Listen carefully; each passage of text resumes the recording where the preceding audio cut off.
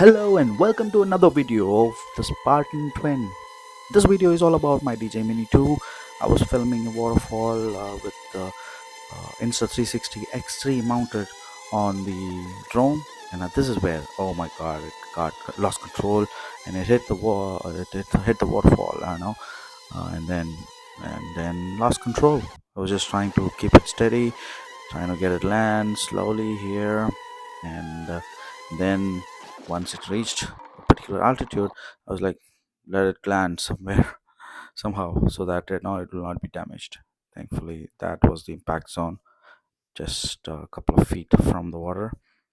I tried to dismantle the drone, clean the insides, um, learned how to dismantle it from YouTube. Funny, isn't it? And assembled it back. It was an interesting activity. Learned a lot of things. You don't have to remove all of the parts if you want to handle electronics in the circuitry. You don't have to remove the wings. You just have to remove the rear end of the drone, and everything comes apart. I mean, just the circuit. I mean, so that's me learning from YouTube. Yeah, there you go, and trying to dismantle it.